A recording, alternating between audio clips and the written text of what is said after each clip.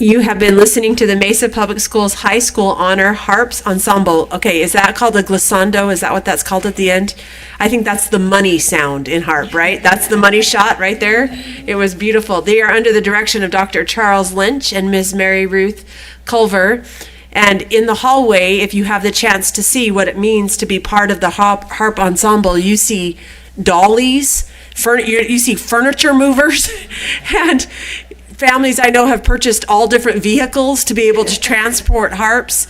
It is a huge commitment, and the fruits of your labor are beautiful. This is our favorite night of the year. Don't tell the other groups. But we love hearing the harps. Do you have another number to play for us, Dr. Lynch? We would love to.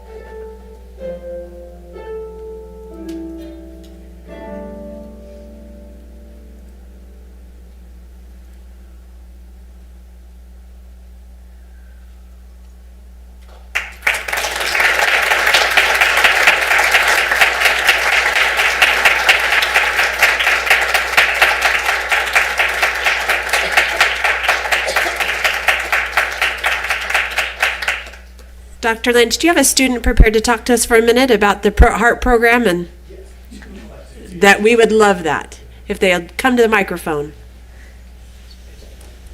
Tell us your name, where you go to school, and then anything else you want to talk to us about. Okay. Hi, my name is Ella McTaggart. I go to Red Mountain High School, and we are the Mesa Public Schools High School Honor Ensemble. We represent the largest public school harp program in the country, comprised of 16 junior highs and high schools and over 200 students. We all learn harp as our second instrument in either band or orchestra, and for this group specifically, we do extra rehearsals and concerts along with helping to lead the underclassmen and junior high harpists. My name is Daphne. I go to Westwood. I'm a junior, and my primary instrument is a violin. And I enjoy harp because it has taught me many skills about music and musicianship, and those skills have applied to all of my instruments that I play. And similarly, harp has also provided a lot of opportunities for me, specifically to engage with my community and interact with them. And yeah. My primary instrument is violin. Initially, I joined harp in junior high because it was cool and exclusive, but after playing for just a couple years, it has really become a passion and has not only taught me many new things and allowed me to meet many new people, it's also been really fun to watch me and my peers improve throughout the years. Thank you so much for this opportunity to have us play for you. We have some concerts coming up. We have the Desserts and Harps on March 8th at 6 at the historic Irving, and then we have our largest concert at the end of the year on May 8th that comprises all 200 of our students at the Mesa Arts Center, again, May 8th at 7:30. And again, thank you so much for this opportunity for us to play for you all.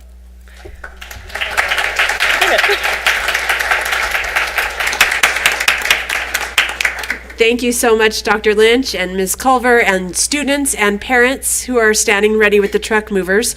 While we do this, we're going to call a little audible and we're going to go ahead and play for you our video on the governing board meeting procedures while the harps are able to leave, and be careful with the rain. So thank you all for coming. We really loved it. Welcome to the Mesa Public Schools Governing Board meeting. We appreciate your interest in the district. The 5 elected governing board members serve without compensation and volunteer countless hours. The president and the clerk of the board are elected in January. Under state law, the governing board may only discuss and vote on matters that are on the agenda for tonight's meeting. Agendas are posted a minimum of 24 hours in advance on the Mesa Public Schools website and in the Curriculum Services Center. Copies of tonight's agenda are located in the lobby. The public may speak on any item of business on the agenda that requires the board to take action. If you wish to comment on an action item, please complete a request to address the board form before the item is discussed. The form is located in the lobby. Members of the public will be given a maximum of 3 minutes to speak. Once recognized by the governing board president, please state your name. We ask that all speakers show respect and courtesy to others. During the second regular meeting of each month, the agenda will include a call to the public, which is an opportunity to speak to the governing board about a school district matter that is not on the agenda. Please submit a request to address the board form to participate in the call to the public. If you would like the board to consider adding an item to a future agenda, you may submit your request in writing to the board at least 5 working days before that meeting. The superintendent or governing board president will consider your request. Thank you for your attendance and involvement in tonight's meeting. Thank you. We apologize for the sound issue. The way we run our meetings is not to not tell you what happens by playing the volume down, but we appreciate you and your patience with that. We called our meeting to order earlier today at 5 p.m. before we had some executive sessions. So right now we are on item 6A, which is our Pledge of Allegiance. Tonight it will be led by Dr. Randy Mallerwine. Please join me in standing and stay standing for the national anthem. Please join me at the pledge. I pledge allegiance to the flag of the United States of America and to the republic for which it stands, one nation, under God, indivisible, with liberty and justice for all. Oh, say, can you see by the dawn's early light what so proudly we hailed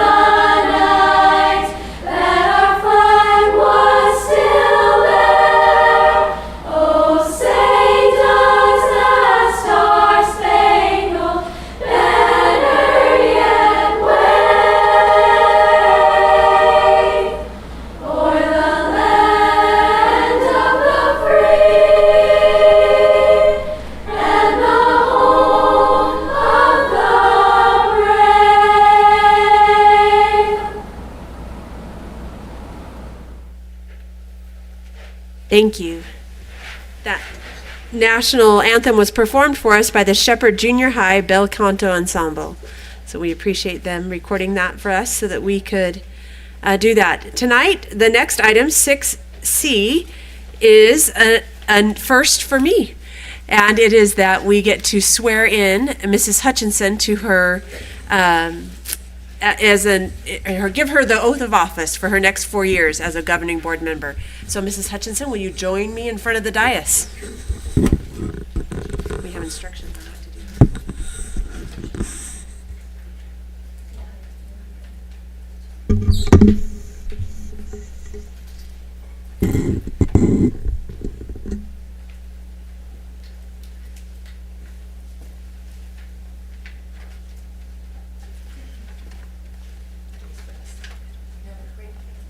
Okay. We don't know. It is really my pleasure to get to swear in Marcy Hutchinson for another 4 years as the governing board. Having served with her for 4 years, she is an excellent board member. She is prepared. She cares deeply about what happens in Mesa Public Schools, and she is willing to do the work that it takes to be a great board member. And so it's my honor to swear her in tonight as a governing board member. So, Mrs. Hutchinson, please repeat after me. I think you raise your hand. I, Marcy Hutchinson, do solemnly swear I, Marcy Hutchinson, do solemnly swear that I will support the Constitution of the United States that I will support the Constitution of the United States and the Constitution and laws of the State of Arizona, and the Constitution and laws of the State of Arizona. that I will bear true faith and allegiance to the same, I will bear true faith and allegiance to the same, and defend them against all enemies, foreign and domestic, and defend them against all enemies, foreign and domestic. and that I will faithfully and impartially discharge the duties of the governing board member. We're going to break this into Yeah. two. And that I will faithfully and impartially discharge the duties And I will faithfully and impartially discharge the duties of the office of governing board member of the office of Governing Board Member for Mesa Unified School District Number 4, Mesa Unified School District Number 4, according to the best of my ability. according to the best of my ability. So help me God. So help me God. Yay.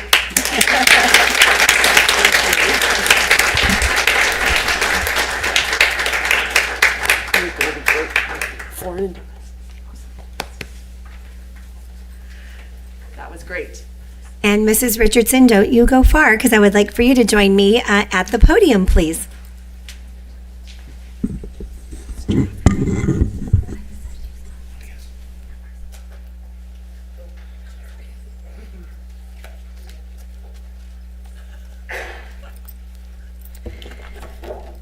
We have a night of celebrations tonight, so this next agenda item is bittersweet for all of us as we take a moment to recognize Mrs. Jenny Richardson for her service to Mesa Public Schools. I'm so glad that you are joining me here at the podium this evening. Local school boards are a unique American institution and at the heart of this country's public education system. They are based on the belief that local control of public education makes schools responsive to the needs of the community. Serving as a member of the governing board, it's certainly one of the most challenging and rewarding volunteer positions someone can undertake. It also is an enormous responsibility. As a board member, the decisions that are made affect children and their parents, the livelihood of school district employees, and the economic well-being of our very important community. Serving requires time, energy, a willingness to learn about issues, and a passion for a public education system committed to providing the best and most appropriate education for all children entrusted in its care. We are so very grateful that Mrs. Richardson chose to serve our community for 8 years as a Mesa Public Schools Governing Board member. Mrs. Richardson joined the board in 2015 and served for 2 terms. She will be fondly remembered for her always placing the best interest of our students and staff at the center of her work. She was an active and visible board member, visiting campuses, attending extracurricular activities, and participating in countless special events during her tenure. And as a tribute to her, commitment to Mesa Public Schools, I'm honored to offer a proclamation to you. I feel pretty fancy. We have lots of goodies for you this evening. This is the first. Whereas Jenny Richardson faithfully served on the Mesa Public Schools Governing Board from January 2015 to December 2022 as member, clerk, and president. And whereas Jenny Richardson demonstrated a deep commitment to our students, staff, and community through her service. And whereas Jenny Richardson listened attentively to all stakeholders and carefully considered all available information in making decisions. And whereas Jenny Richardson has a legacy of making decisions that are in the best interest of students while supporting staff. I'm still going. And whereas Jenny Richardson guided the district through the adoption of our promise, portrait of a graduate, and strategic goals. And whereas Jenny Richardson provided a positive attitude, calm demeanor, cooperative nature, sense of humor, and ability to solve problems that served our community well. And whereas Jenny Richardson will be missed by the staff, students, parents, community, and governing board members of Mesa Public Schools. As superintendent of Mesa Public Schools, I do hereby proclaim tomorrow, December 14th, 2022, is Jenny Richardson Day, in sincere appreciation of her dedication and commitment to our district.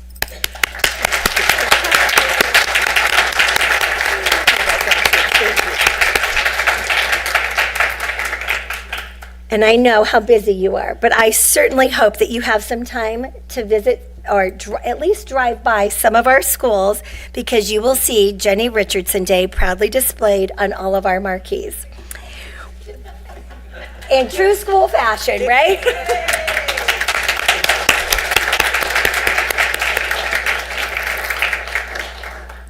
I have presented to you one of many treats. One of them is the framed proclamation. And next, we have a tradition of providing a Mesa Public Schools scarf coming your way.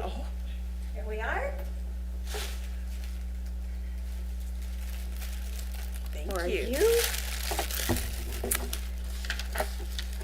And finally, we have a beautiful vase of flowers commemorating your service with some very special words etched on the vase. And here we are. That's beautiful. For you, you're going to run out of Oh, it's hands. beautiful. Thank you. Dr. Richardson, keep that vase full for her. How about that? That's the deal. So please, and everyone, join me in a warm round of applause to recognize and honor our outgoing governing board member, who is currently our president, Mrs. Jenny Richardson.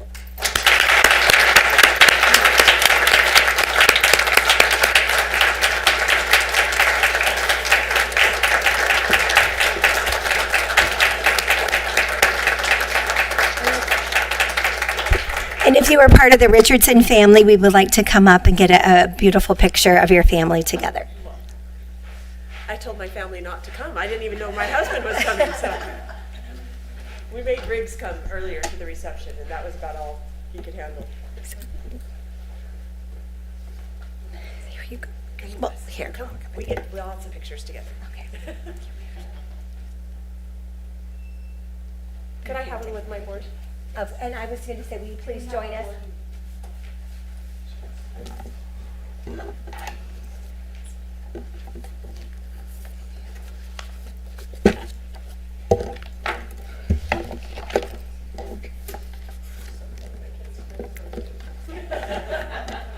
you don't have to do any dishes.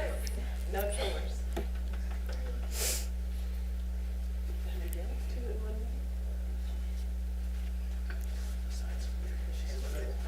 Oh, there you go.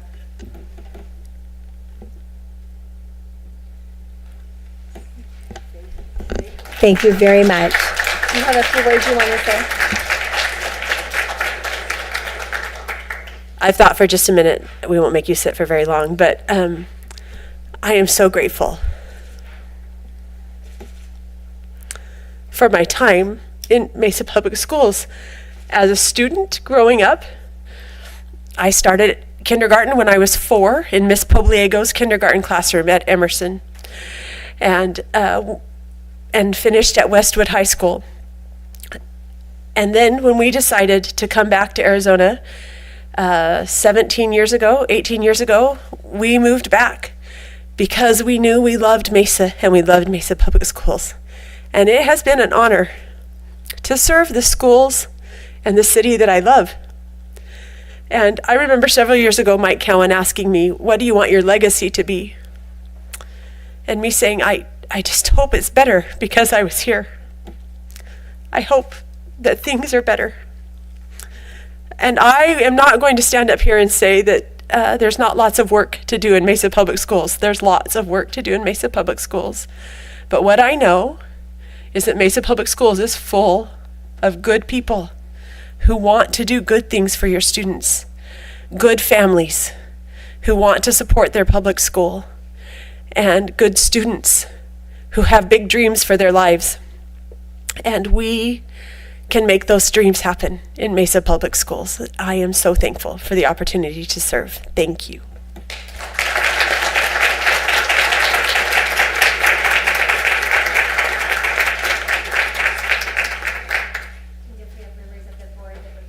Share a few thoughts. Of course we do. I would just like to say thank you, Jenny. If I could describe you in one word, well, it might be a hyphenated word, I don't know. I would say you've been like a fairy godmother to me. You've taken me under your wing and showed me what it's like to be a good, positive board member, a member who can find common ground with many people and find the positive. And I love your superpower is that you can still state what you're thinking, but you can still walk away with respect for everyone and everyone respecting you. And I hope to be like that too. You're a great example of that, and for that I thank you, and you have made it better. And I will miss you dearly as a board member. I have truly loved these last 2 years serving with you, so thank you so much.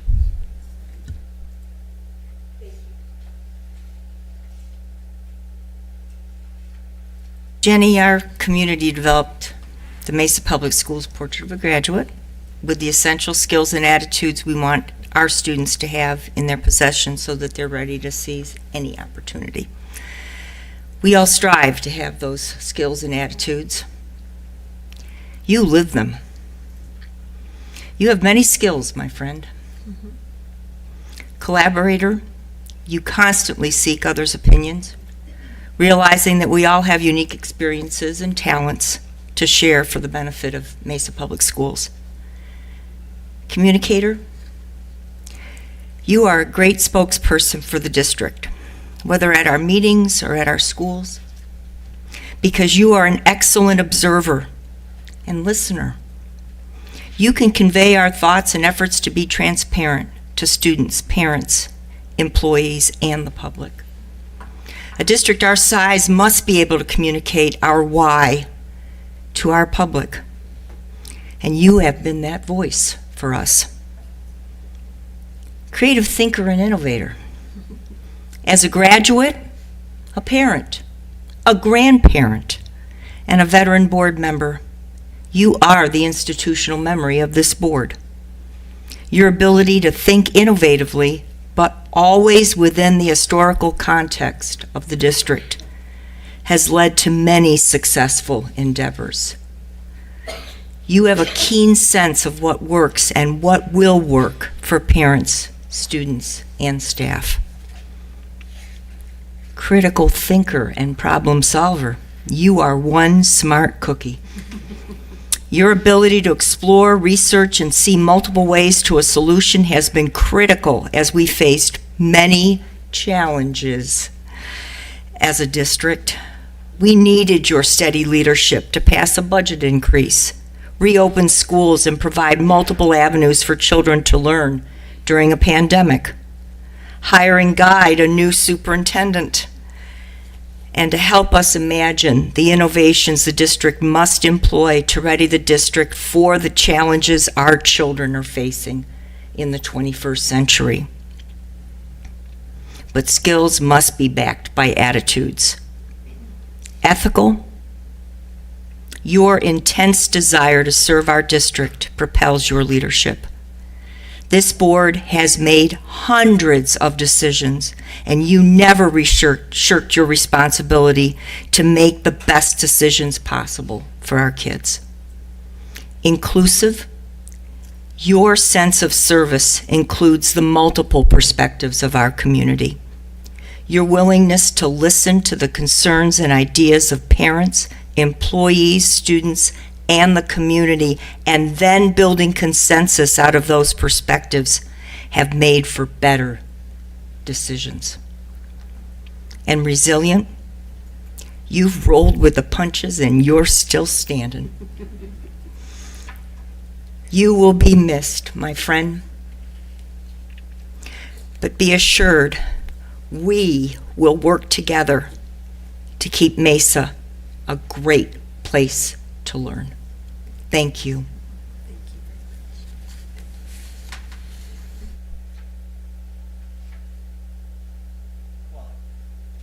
Marcy's and Laura have covered pretty much everything, but I want to say as a new board member, what people don't see is behind the scenes. You've been a great support, help, source I could go to and say, how does this work? Or what's happening? What to do here? And that really helps the functioning of the board and of individual board members. And that was a role you played that I can't thank you enough for doing that as a new board member, so I could know what to do up here and know how things would work. So thank you for that. So I definitely say thank you, thank you, thank you.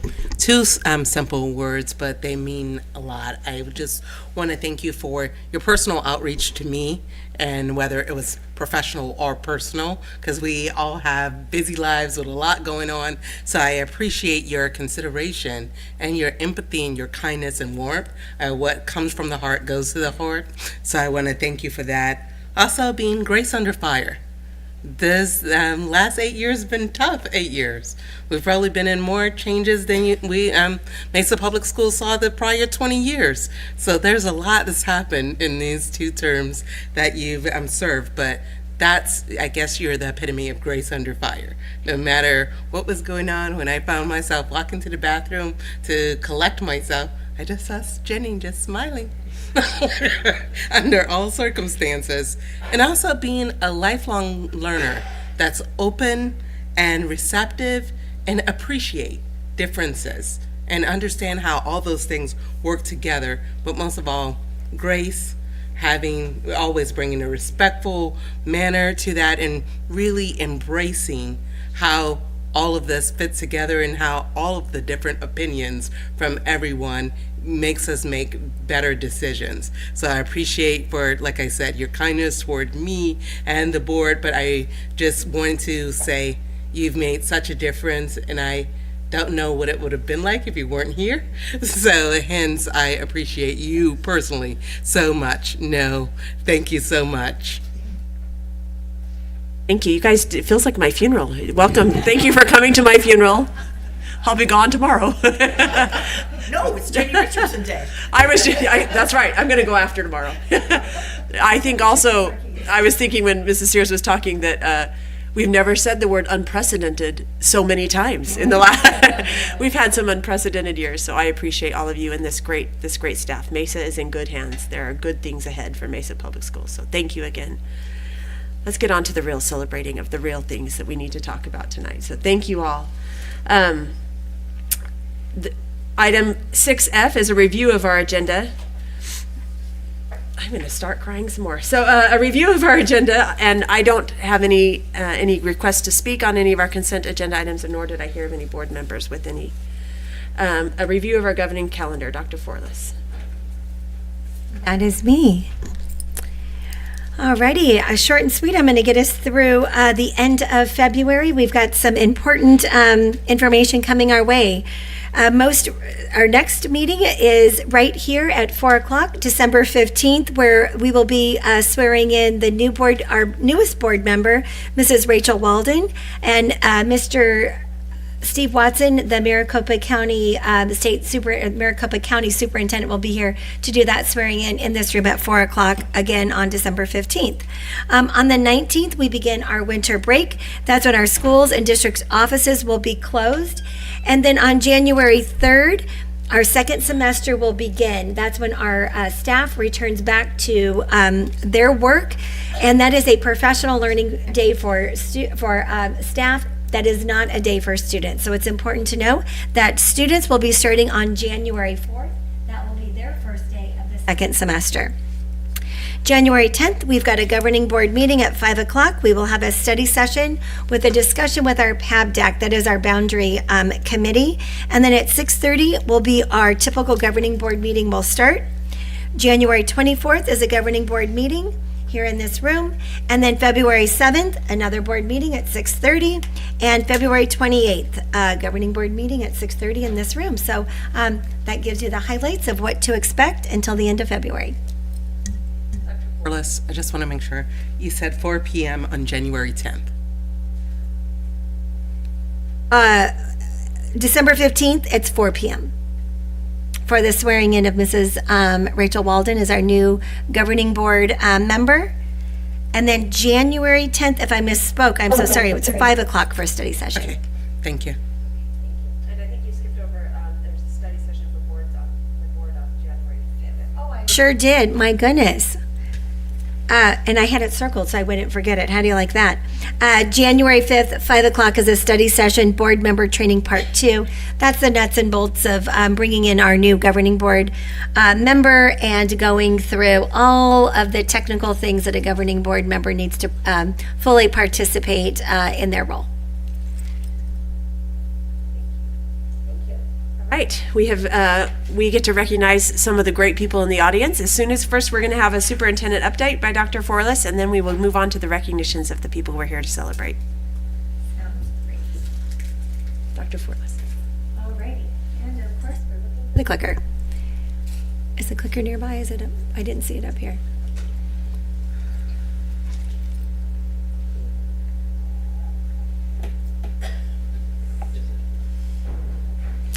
So what we'll do, Chad, we will just, I will just tell you when we're ready to go to the next slide. Oh, I see Nick. Here comes Nick.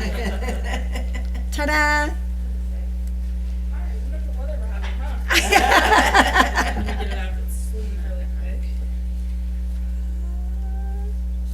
Thank you so much for your patience. Thank you.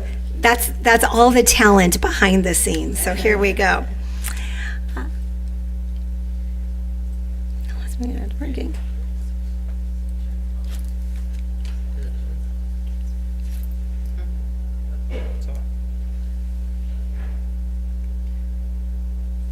Green weird thing right there.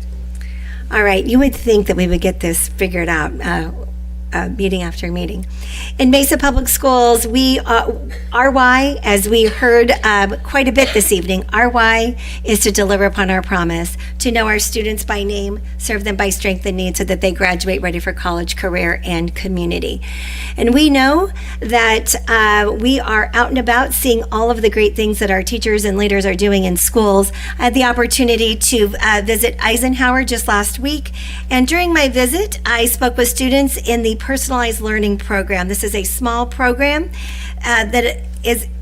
it's currently in its 4th year, and it allows 4th, 5th, and 6th grade students to have the benefits of being part of a comprehensive elementary school while getting an academic experience that is targeted to their ability, their level, their interest, and their work style. And what's really exciting about that is the friendships that are bonded in that small environment as well as in their the larger comprehensive elementary school. Students shared their enthusiasm about the program and let me know how much that they enjoy learning in this very unique model, and asked me if I could promise the 6th graders that they would have something like this in 7th grade as they move on to their junior highs. So I said I might need a little bit of time to get that developed, but I will tell you those 2 junior high principals are going to come over and see what's happening so that we can continue to think about that deeper and personalized learning for students. I am so grateful that Mesa Public Schools provides so many choices resources for our children and our families so that we can deliver on that promise to serve our children by strength and need. After Eisenhower, I had the pleasure of visiting AVID at Keno Junior High. AVID stands for Advancement via Individual Determination, and AVID has been a program throughout Mesa Public Schools for quite some time. But this is a new model of AVID that is proving itself to be successful in its very early stages. Here are my new friends at Keno Junior High. This is called the AVID Excel Scholars. AVID Excel is an elective specifically designed for English language learners. In this class, scholars are advancing their mastery of the English language while honing their organization and collaboration skills. The class helps current and recently exited English language learners feel more confident in their reading, writing, listening, and speaking skills, preparing them for the AVID elective in high school and future success. We are so thankful for the Mesa Public Schools Foundation, which for many years has supported students and schools. This month, they awarded over $95,000. Yep, $95,000 to more than 100 teachers to support innovation in the classroom. There was a process for our staff to submit grants, and it was a great celebration of these grantees to come in and receive their award and to be celebrated. I know that these teachers are so excited to use their grants to take their students' learning to the very next level. Our friends at the Mesa Police Department have been very busy Santas. They visited 4 elementary schools to distribute shoeboxes full of gifts to students as part of the Mesa Police Shoebox Program. The shoeboxes are filled with items donated throughout our community. In addition, the department went to Jefferson and Falcon Hill Elementary Schools yesterday as part of their yearly Blue Santa event. For this special occasion, a Mesa PD sergeant dressed in a blue Santa suit arrived in style, as you can imagine, by helicopter. It wasn't a sleigh, it was a helicopter. Students were thrilled to say hi, receive gifts, and I think they really loved the cookies and hot cocoa. It was a cold day. These events are wonderful examples of how important our community partnerships are to us. Thank you to all for supporting our students and their families this holiday season and all year long. This Friday concludes our first semester and marks the beginning of the winter break in Mesa Public Schools. All schools and offices will be closed December 19th to January 2nd, as I shared in the calendar update. Schools will be closed January 3rd to our students so that our staff can be engaged in professional learning. Schools reopen for the second semester on Wednesday, January 4th. We would like to wish all of our staff, our students, our community, a safe and happy holiday season and a very happy new year. We are ready for 2023 and all that it brings our way. I've got a quick video to share with you and we will move on. So hit it, Chad.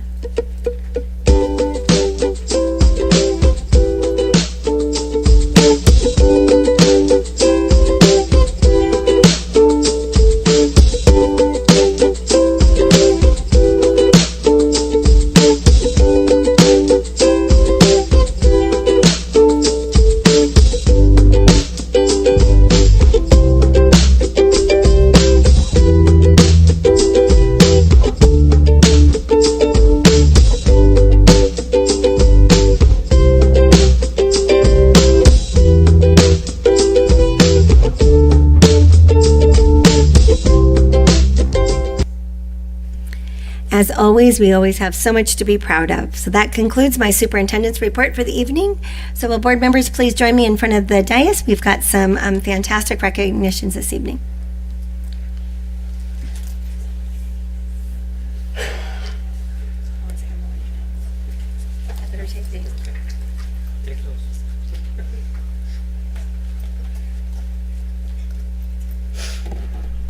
Am I turning this back around?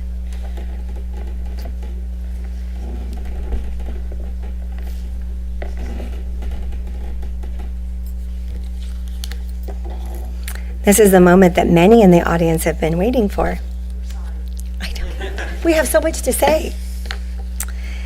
Celebrating successes is one of the ways we ignite a culture of learning and well-being in Mesa Public Schools. We are committed to recognizing students, teachers, staff, and administrators for all of their achievements. Tonight, we will be celebrating our marching band, state champions from Mesa High School, and our girls swim and dive state champions from Red Mountain High School. Additionally, we will be honoring 2 outstanding teachers for their achievements and service to our community. So let's get started. First, will Shelby Rasmussen please join me at the podium?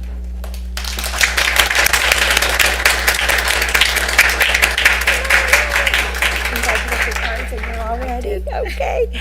Tonight, Mrs. Rasmussen is being recognized for receiving the 2022 Elementary PE Teacher of the Year Award from the Arizona Health and Physical Education. The acronym is AZHPE. So here we go. AZHPE advocates for school, physical education, and community-based physical activity programs that foster health, active, and physically literate youth. This proud Chrisman Cougar enjoys coordinating the Superhero Fun Run, Merry Fitness Day, Field Days, Kindergarten PE, Demonstration Night, and the After School Run Third Club. Please join me in congratulating Shelby for being named this year's Elementary Teacher of the Year.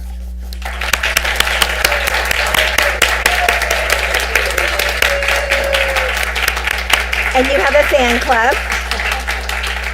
And Shelby is prepared to share a few words, and then you'll have the opportunity to share your appreciation and get a picture, and we'll then invite you all up for a group picture. How about that? Come on over.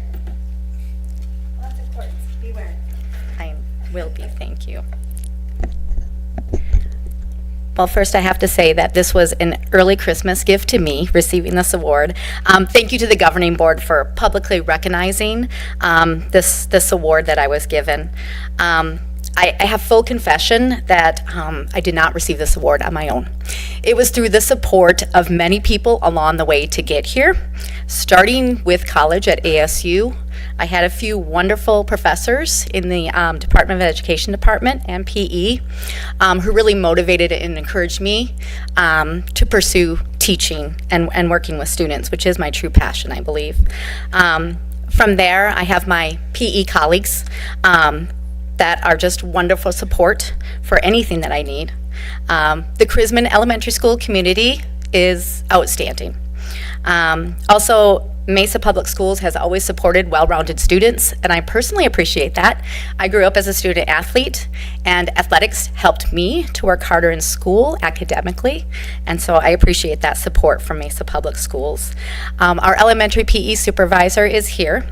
She helped encourage me to sit near the front so she could get a nice picture, but she is the best advocate for the physical education department that we could ever have. So from the bottom of my heart, I thank you, Debbie Pangrazi. And last but not least, I have most of my family here tonight, so I want to thank my family for their love and support as well.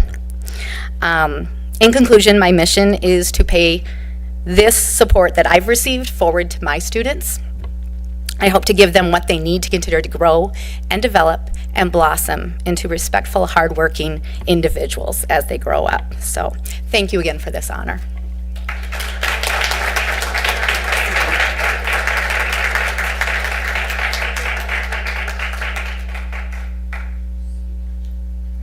Ready?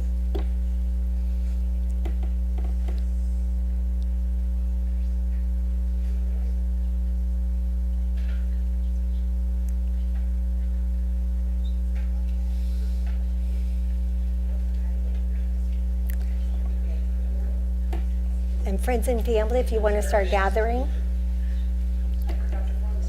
Oh, yes. Okay.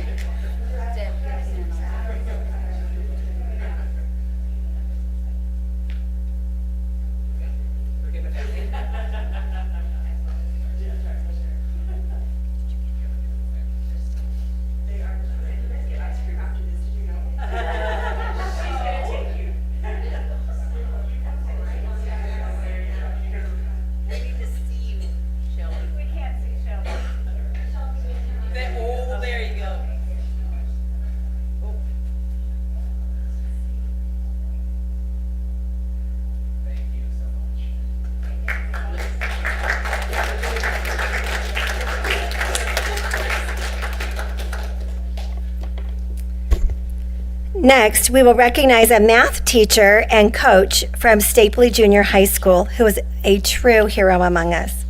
Will Ryan Kendrick please join me at the podium? I saw him back there. All right.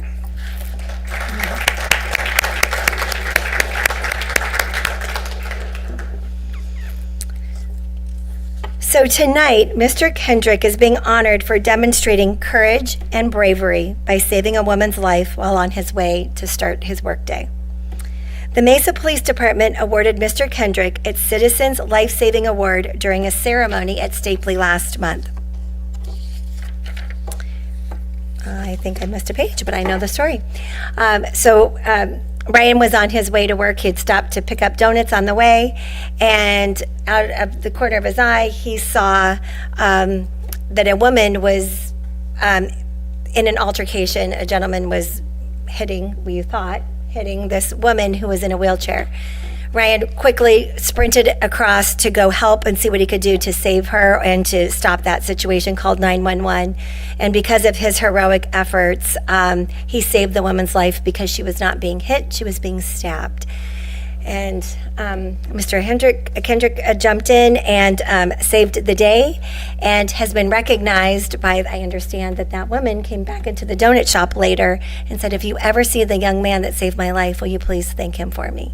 So with that, I would like to say congratulations to you. You are truly a hero. You're a teacher, you're a coach, but you are definitely a hero in the eyes of our community. So thank you very much. If you want to say a few words.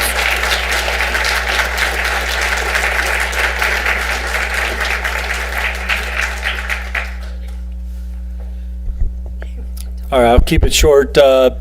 Just thank you to the board for recognizing me. I've been recognized more than I would have imagined. My school, getting the award from the Mesa Police Department, and then now here tonight, which is great. But for me, the main thing is that the woman is still here and survived. So that's the best part about the whole thing. So yeah, thank you. Thanks for Principal Fisher for being here tonight, supporting me, and my wife Shelby, and thank you. Thank you so much. Will I have you come on up?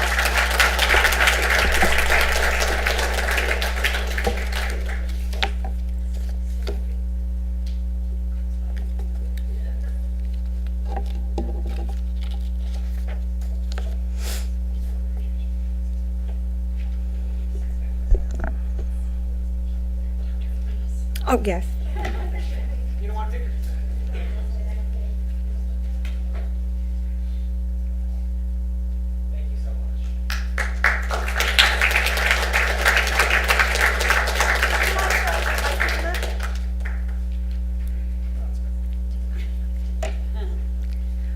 When I asked Ryan, what were you thinking as you, what was going through your mind as you reacted to those? I don't know. I just knew I had to do the right thing.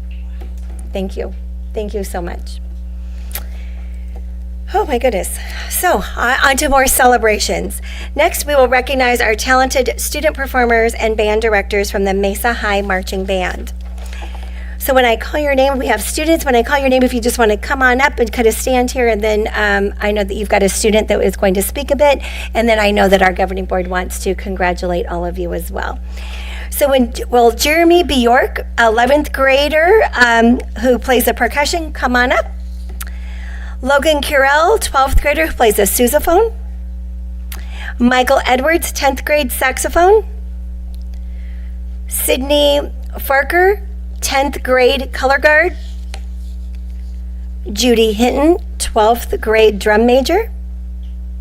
Brianna Larea, 12th grade flute. Joshua Lopez, 11th grade mellophone. Cassandra Miranda, 11th grade color guard. Caitlin Pender, 12th grade percussion. Kale Ramsey, 11th grade trumpet. Dylan Stapley, 11th grade sousaphone. Cheyenne Summers, 12th grade color guard. Sarah Newmeyer, 12th grade percussion.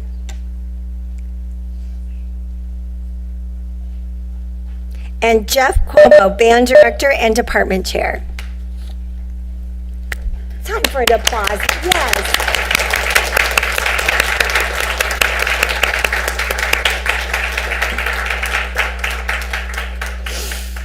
So what you see up here is the Mesa High state Division 3 state champions for 2022-23 marching band.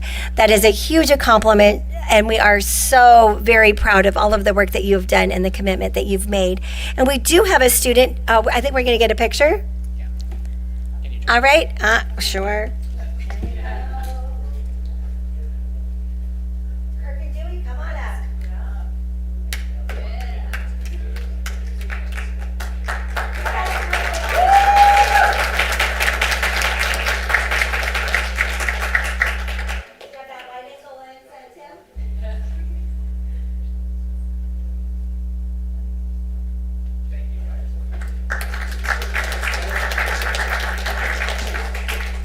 And Judy Hinton, who is our drum major, I believe has some words ready to share. And so just stay here and let's hear from you. How about that? Thank you. All right, I'll keep it short. Just want to thank the governing board for this acknowledgement and mention that our students have worked very hard this season, starting back in July during our summer band camp. We appreciate the continued support of our staff, administration, and community members. And it's been a big pleasure to be able to represent Mesa High during my high school tenure and to have the opportunity to make countless musical memories and amazing friendships. So thank you guys so much.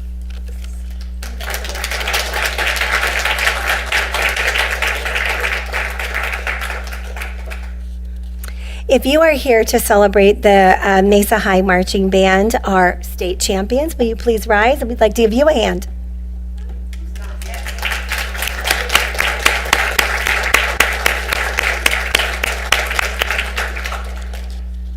Thank you so much. You can all continue on with your evening as you would like. Thank you.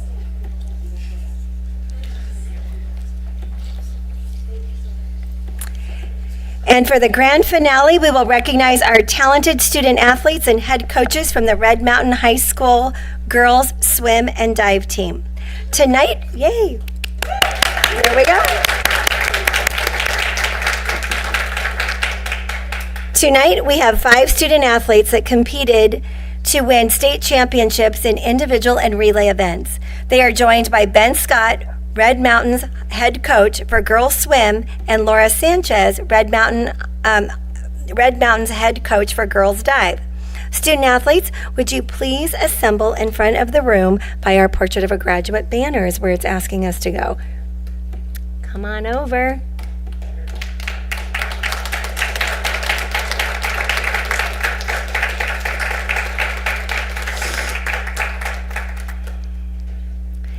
And as I call your name, please take your place center stage so again we can recognize you and get you set up for a beautiful picture with our governing board.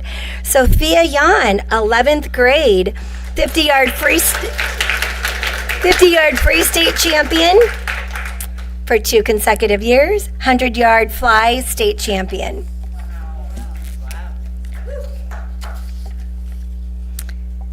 Sophia is also the East Valley Region Swimmer, Division I Swimmer of the Year.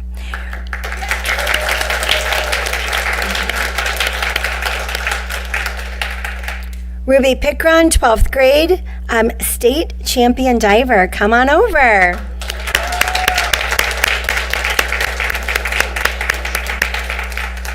Tatum Cooley, 12th grade, 200-yard relay state champion for 2 consecutive years.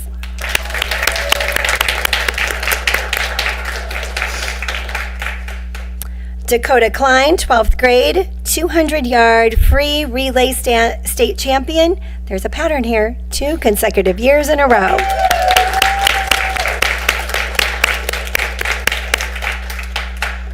Mrs. Sanchez, the head coach, was unable to be with us this evening, but Ben Scott, head coach of the girls swim team, I believe, is here. Oh, one more swimmer. I think I know where it's at. Where's my okay, you might need to come whisper in my ear. Here we go. Let's hear about Maggie Moore. Maggie Moore is a 12th grader. She is recognized for being the state champion for 2 consecutive years in a row for the 200-yard free relay state championship. Thank you.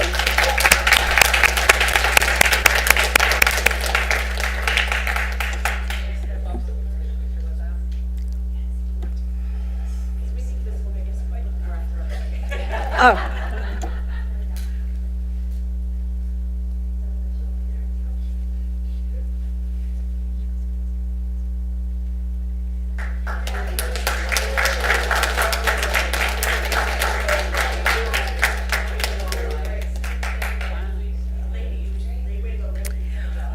Ruby Pickering is going to come tell us a bit. Come on over, Ruby. Hi. Oh, sorry. Yeah, I am on the dive team.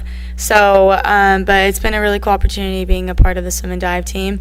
We have really good coaches, a really good community that just supports everybody, and it's been really fun getting to be on such a big team, but also being in an individual sport and getting to kind of go at your own pace and all the coaches working with you. So, thank you.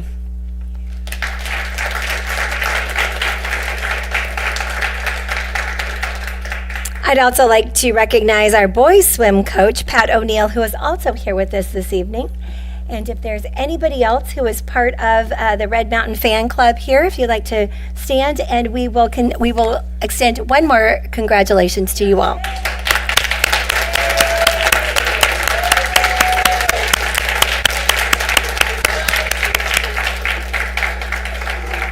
So thank you to our swim team and dive team. Thank you to all of you. If you would like to, we will continue our meeting, but if you would like to celebrate elsewhere, our feelings won't be hurt. So thank you so much for joining us this evening.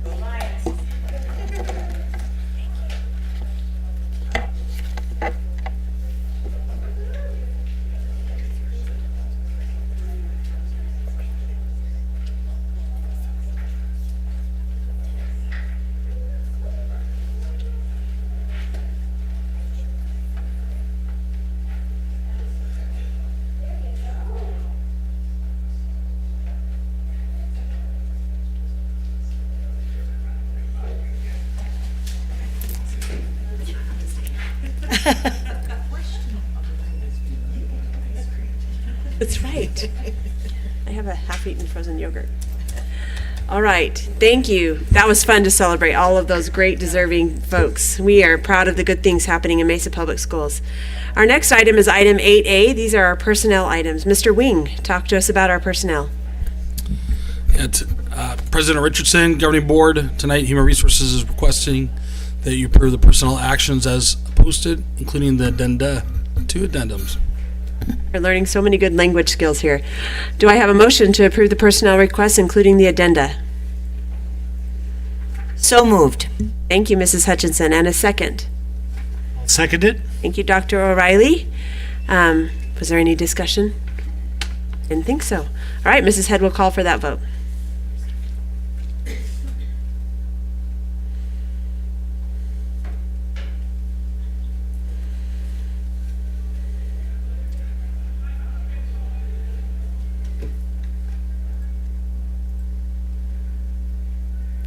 And that vote passes 5-0. Thank you very much. Before we move on, Dr. Forlis has some information to share with us about some of the action we just took. Governing Board members, tonight with your approval of the personnel requests, 2 of our employees are recognized as in memoriam. So I would like to take a moment to share some thoughts about each of these very important people in Mesa Public Schools. First is Shannon Butte, French teacher at Red Mountain High School. Shannon was born to be a teacher. For the last 25 years at Mesa Public Schools, she gave 100% of her effort to reaching each student and constantly looked for ways to improve. She loved her students and the French language and taught her students to love it through her patience and kindness. Shannon's positive influence on her students and colleagues cannot be measured, but it is immensely missed. And secondly, Randall Eugene Trad was HVAC technician in our operations department. Randy began his career spending 17 years in the U.S. Air Force, filling many roles including logistics specialist, HVAC technician supervisor, and trade school instructor. He brought his skills to Mesa Public Schools in October of 1997, starting as an HVAC technician, shortly promoted to an HVAC specialist, and also worked as assistant HVAC lead. Randy took great pride in his work and loved being able to provide a comfortable environment for students, teachers, as well as administrators. Randy loved his family and was devoted to all of them, like he was to the Mesa Public Schools family. Randy will truly be missed by all. And on a more celebratory note, Madam President and members of the Governing Board, with tonight's approval of the personnel requests, we have an incoming administrator to celebrate. So please join me in front of the dais to congratulate our new leader.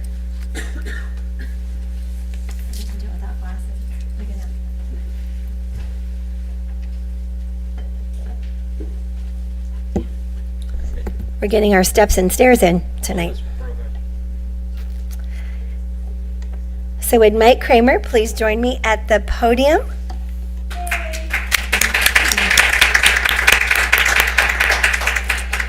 Mike is the incoming Executive Director of Operations. I would like to tell a little bit about who Mike is. Mike earned his bachelor's degree in political science at Arizona State University and his master's degree in business administration from Keller Graduate School. For the last 13 years, he has been the Director of Capital Projects and Maintenance at Washington Elementary School District. A fun fact is Washington Elementary School District has been his employer since he was 18 years old, where he joined moving furniture and worked his way up to becoming the director.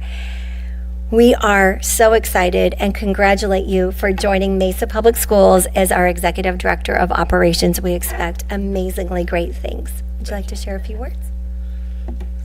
Just I'll keep this short. I just this is surreal. I'm so this is so pleasing to have this opportunity to serve Mesa's community, students, and staff. I bring over 3 decades of experience in partnering with architects, engineers, contractors, environmental, industrial hygienists, and so forth. I understand you have a wonderful team in this district. I can't wait to collaborate with them and get to know everyone. So again, just thank you, thank you.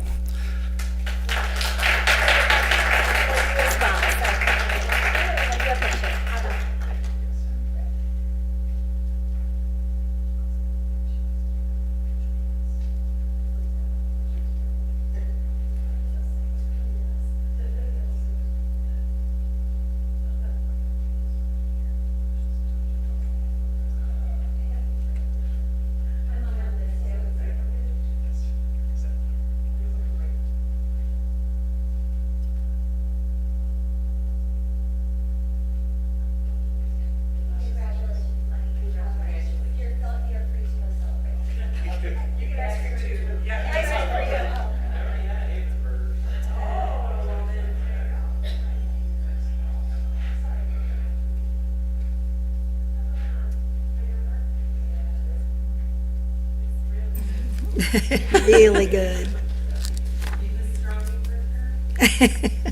Good. Making us all hungry. Oh, we have gone so far off topic. All right, here we go. We are on item 9, which is our consent agenda. All items listed will be considered as a group and we approved with one motion. There will not be separate discussion because no one has requested it. So do I have a motion to approve the consent? I move we approve the consent agenda. Thank you, Mrs. Hutchinson. And a second. A second. Thank you, Mrs. Ellingson. Mrs. Head will call for that vote.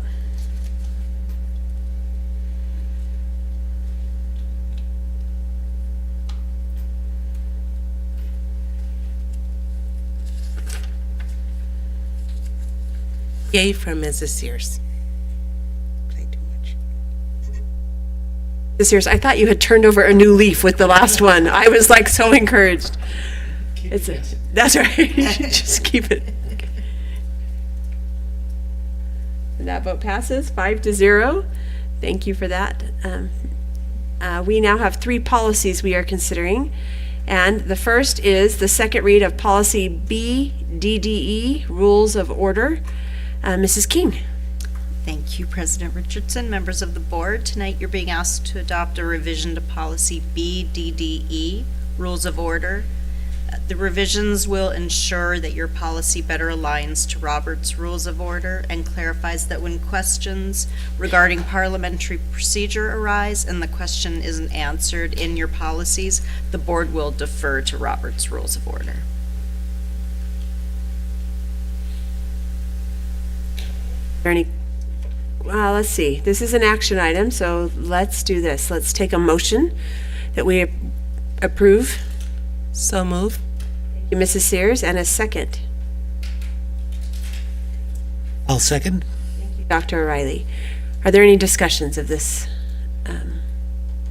policy? We had a chance to look at it at our last meeting. I would just like to make the recommendation that the district provides a revised, updated edition of Robert's Rules of Order in a book, and there is a chart that could possibly help us as we're navigating meetings. But also, I think it would be important that in our study sessions that we have some training as well, so that all members of the board are pretty familiar with some of the basic rules, so that our meetings can be conducted in a professional manner.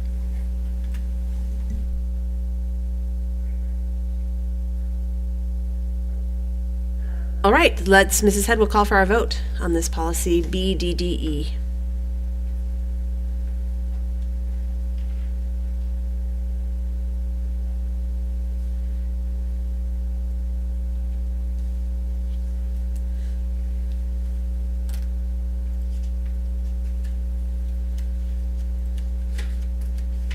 That vote passes 5-0. And we have a new policy, BDDE. And next, we are on a second read of policy IIAC. Mrs. King. Being asked to adopt a revision to policy IIAC regarding library materials selection and adoption. This revision is necessary in order to conform to legislative changes to several Arizona revised statutes relating to library books and materials. Through this policy revision, the board directs the superintendent to establish procedures to make books and materials purchased after January 1st, 2023 available for public review. Thank you. Do I have a motion to approve policy IIAC? So move. A second? Thank you, Mrs. Ellingson. Was there any conversation about this? All right, Mrs. Head will call for that vote.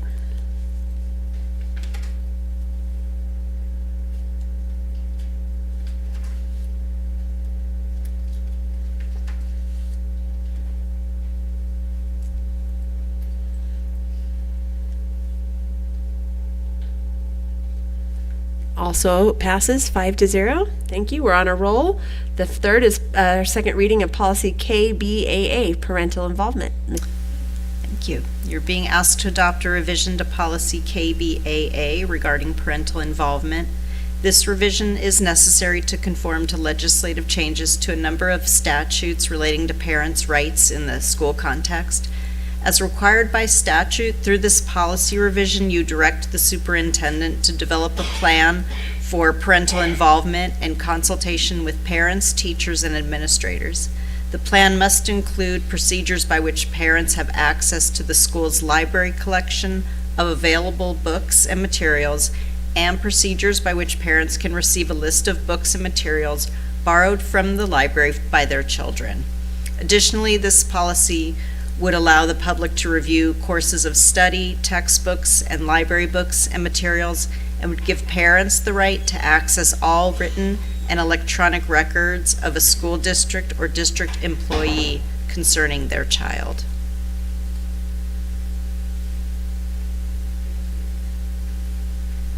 I have a motion to approve, we're going to scroll back down to it, policy KBAA. So moved. Mrs. Ellingson, and a second. I'll second. Thank you, Dr. O'Reilly. Any discussion on that one? I have one clarifying question. Under parental involvement procedures, bullet 4, there's a sub-bullet. And it says schools without a full-time library media specialist are exempt from the paragraph above. That doesn't mean the district won't try to make available, and electronically we probably can make available to parents the list of books and materials their kids can check out, whether or not there's a full-time person, correct? Because it's going to be electronic as part of the system. I just want to clarify that. Yes, all of our schools have resource center specialists, so it'll be made available through them and or our Destiny system. And if there is an opportunity or a situation where there isn't a school with a resource center specialist, then those resources are still available through our Destiny system and or through the teaching and learning department. Yep. I have another question.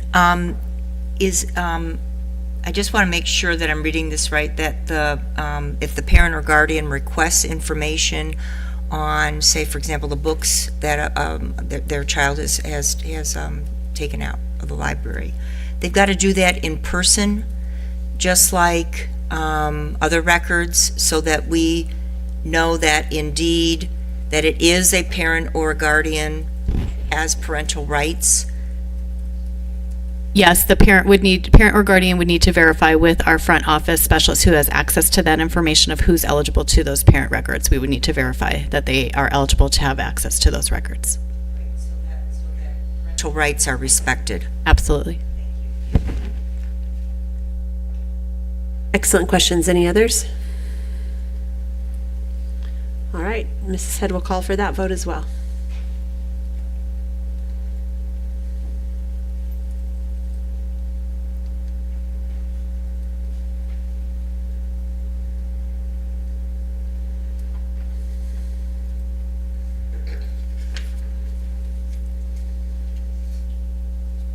And it passes 5-0.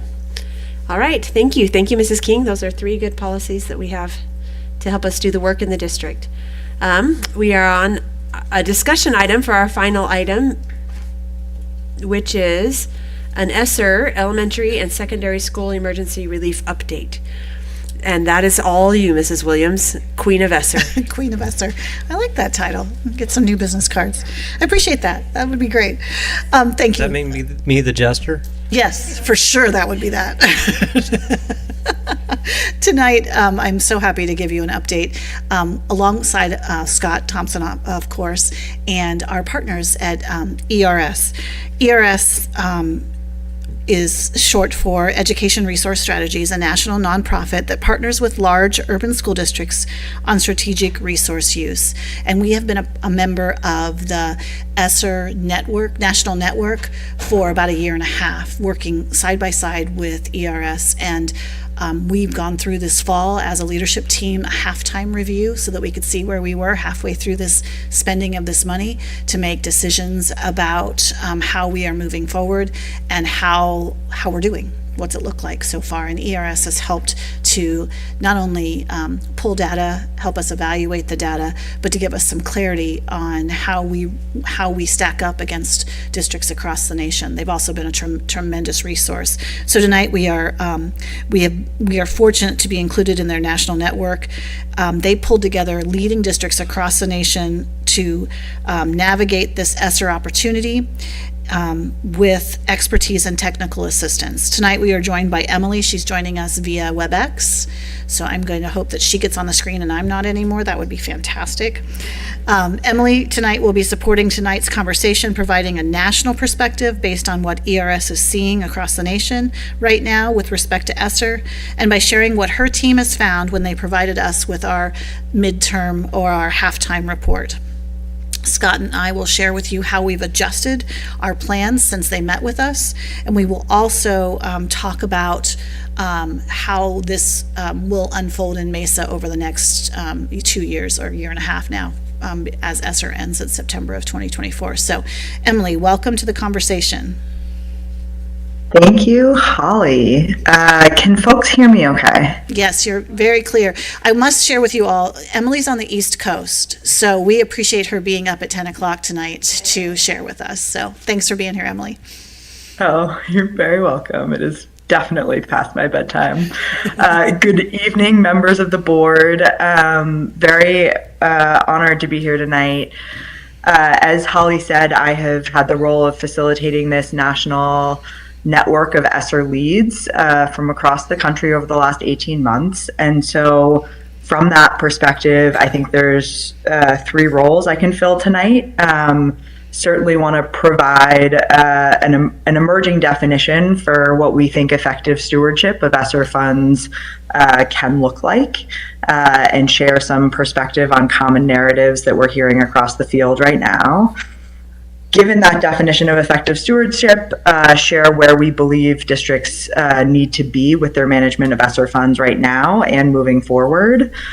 And then finally share the questions we posed of ESSER's data, of Mesa's ESSER data through the halftime review process that Holly mentioned, and Holly will share the reflections she and the leadership team took away from the process as we went. So if we can flip through, yeah, we're getting the screen share going here. The slide 2 just represents the national network that we've referenced so far, and I'm going to go straight into slide 3. So given that we are in December 2022, what does that mean districts ought to be engaging with right now and over the next 12 months? Wanted to play this out with Mesa's ESSER allocation, which totals $246 million allocated across the 3 ESSER grants you can see on the far left of this slide, with ESSER 3 being significantly the largest. Moving into the center of this chart, each of these 3 grants has its own obligation deadline, the largest and final one being September of 2024. That means that in the budget cycle we're entering for next year, the one we're entering right now, we need to be closely monitoring our ESSER investments to inform our plans for what is really the final year of availability, the final full school year of availability in 23-24. Perfect. Success at the end of this is not that everything is done and goes away when ESSER goes away. It's that we've learned new ways of meeting student needs that can be met with ongoing revenue moving forward. And so one final note here on the right-hand side about the opportunity and the challenge is that not all districts across the country are actually facing the same degree of difficulty right now. ESSER is the first stimulus funding of its kind to be allocated according to student need at the federal level. And so that means that districts like Mesa, who serve large populations of students experiencing poverty, have received much more significant allocation of these funds than wealthier counterparts. And even within that group of high poverty districts that you can see the range illustrated on the far right-hand side of the graph now, Mesa falls squarely in the middle of that range with a 40% increase on their annual budget. And so that just raises the complexity not only for organizing for strategic investments of those funds, but doing so in ways that are fiscally responsible moving forward. So what does effective stewardship of this opportunity look like? We can go to the next slide. Our national network has been motivated by these 7 guiding principles, and I would encourage those of you interested in going deeper, feel free to investigate additional materials on our website. But I'll speak to a selection of these here in the context of responding to what are sort of emerging narratives in the field that have some real challenges associated with them. So 3 of those narratives I wanted to take on. The first is around conflating rate of spend with efficacy of spend. If you look at national media, Washington Post, New York Times, Ed Week, you'll see headline after headline that the districts that are further ahead on spending must have made better choices. And we think that's flawed in a couple of ways. There are ways to spend down ESSER very quickly, whether that's supplanting funds onto ESSER, but that might not actually mean that you're meeting the needs of kids in new and different ways. And we think that we're seeing across the field is that the really strategic investments take the time they take to make the changes to staffing and scheduling in ways that change service delivery for kids. So you see that third bullet down around designing new staffing and scheduling models. That work takes time. And so, yes, we have to spend down in the time allotted, and we don't want to conflate rate of spend with efficacy of spend.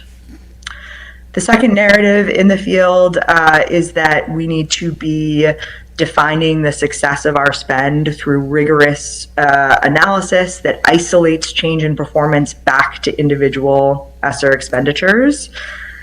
And to the extent that we can do that, great, but we're not seeing that is going to be possible in the now or in the near future. And the reason here is that we are just getting started in spend and the process of measuring return.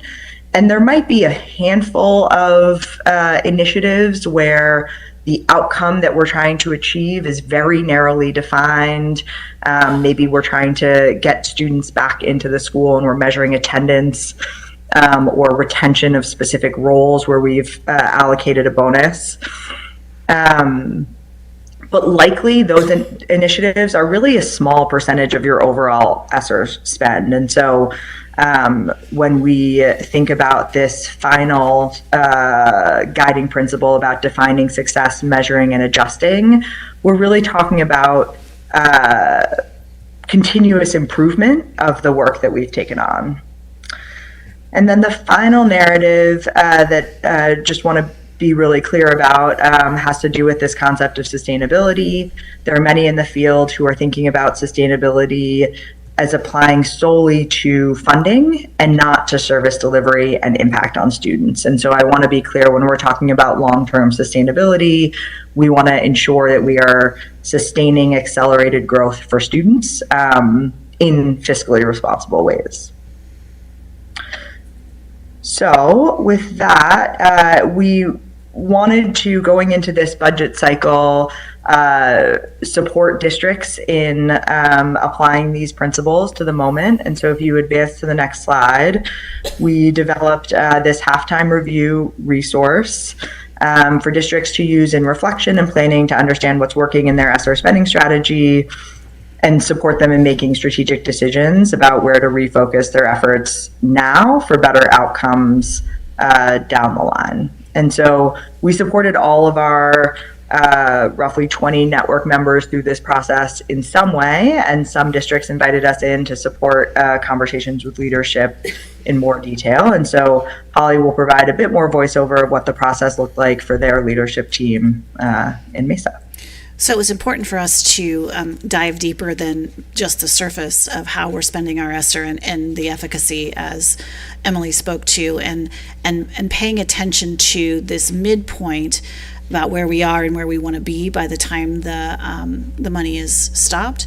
And we've talked a lot in my updates in the past about what's the narrative at the end of this. What's the story we're telling about how we've improved Mesa Public Schools? And so I appreciate Emily's partnership in working with our leadership team. So in the early fall, we had Emily and her partners come into our superintendency and do a presentation to us about what they were seeing nationally and how Mesa stacked up against that. This gave us an opportunity to collect some data, to review it, and then to make some adjustments in our processes and implementation. And if not necessarily to change course, but to refine the practices that we had in place around data gathering and around the opportunity for storytelling, but also thinking through some of the spends through making sure that the funds are going to the places where students have the highest need. So Scott and I took a look at how we were prioritizing certain projects that we put in a district matrix and how we could make sure that those students who were in the highest need were getting the funds at the front end. And so you'll see some evidence of that. So we're excited today for you to see some of the work that we've done. Emily has some data that Tracy Ryan, you've seen her at the meetings, and you know that she's the wizard behind the curtain who is pulling the data for us, and provided that for ERS to do some analysis for us and to guide us through those conversations. So we've done some significant work since we saw the data early this fall until now, when we're looking at the data based in November numbers. So in the next slide, one of the things that I just spoke about has to do with proportionality and how disproportionately that the COVID, the pandemic, affected students of poverty. And so you see some Maricopa County data here. If we showed you the Mesa data, it would be very similar. But this is to illustrate the great impact that the pandemic had on students across the board. So you see evidence of all students having some challenges, but we know that students of high poverty had significantly disproportionate impact. Students of poverty were much more highly impacted, so we've had a focus on making sure every student gets what they need, but also paying attention to there are students in our system who have greater need than others based on their experience during this time. And so as we talk about the allocation that we received, she shared with you that our allocation was based on our poverty rate. With our high poverty rate, that's why we received more money than our neighboring districts. And so we are incumbent to pay attention to those students and make sure that they are receiving exactly what they need to be successful. So on the next slide, if you remember, you've seen this before, it's just a different format. These are the priorities that our community helped us set when it came to our ESSER dollars. At the beginning of the pandemic, we engaged with parents from across the district, both in meetings, WebEx at the time, nobody was in person, and surveys. Scott reminded us that we had done quite a few surveys to the point where the community was like, stop asking us, we're fine. But it was important for us to really know what their priorities were. And Andy and I joke all the time that people talked about experiences for their children. They talked about re-engaging in school, in high academics, in opportunities for music, for enrichment. They wanted their students to have connections with adults. Nobody said they wanted a higher SAT score. They said they wanted their students to have access to the best materials, the best opportunities. And so you'll see some of our priorities most of our priorities are directly aligned with that knowledge of what they asked for. But as we've progressed, you have to understand that the way we've spent ESSER has progressed also. If you remember, and I'm just taking you back, ESSER 1 was all about PPE, all about safety equipment. All of that money was spent on those kind of things, and also keeping all of our employees whole, because we were closed for a while, and it was a priority to us to make sure that when we reopened, we were able to reopen because we had all of our employees. So that's what ESSER 1 was about. ESSER 2 was about re-engaging students and retaining our workforce. So a lot of the money for ESSER 2, again, went to safety and PPE. That was a reality at the time, but also around making sure that we provided retention stipends for our teachers, and that we had very significant summer experiences for our students. ESSER 2, a lot of the money went to those dollars. So we have done really well in spending ESSER 1. That one's complete. ESSER 2, we are completely allocated. There's just a few dollars left to finish that out. And then ESSER 3 will be finished by 2024. We recognize that these plans, while you see some of the items that are listed under the priorities that our community set, these are living documents as they were intended to be by the federal government and our state. So we edit these and modify these as we have needs that come up. If we have fewer students who are interested in one activity, but the more that are interested in something else, then we shift the dollars to make sure that we're meeting those needs. So it's a living, breathing document as guided by the U.S. Department of Ed and our state. So modifications of it are ongoing constantly. Tracy always has a revision in progress, and we have the ability to do that with our great partners at the state. So Emily, I'm going to put it back to you. Yes. So one of the most important questions we want to ask first in the halftime review is whether the strategies that have been prioritized and at the scale that they've been prioritized are aligned to what research says is going to work for kids. And so on the next slide, the tool that we use to do this is our 5 power strategies for ESSER spending that attempt to triangulate between what research says works for kids. These are all research-backed areas of investment in public education. What was rising to the top in terms of the needs of our community coming out of the pandemic, and where there were opportunities for what we refer to as a do now, build toward approach, where you're capitalizing on the opportunity of short-term ESSER funds to begin to build towards a longer-term vision, as I said, for accelerated student growth. So using this set of categorization on the next slide, what we found in comparing on the left, which is Mesa's allocations that you just saw 2 slides ago, organized against the power strategies, and on the right is what we saw when we examined 24 districts from across the nation.